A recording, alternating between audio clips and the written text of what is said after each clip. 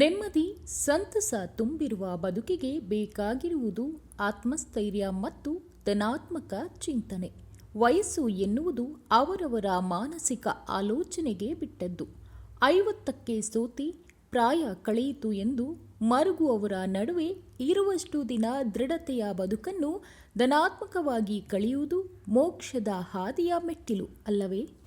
ಹರಿಸರ್ವೋತ್ತಮನೆಂಬುವ ತತ್ವಕ್ಕೆ ಜಯ ಭೇರಿಯ ಹೊಳೆ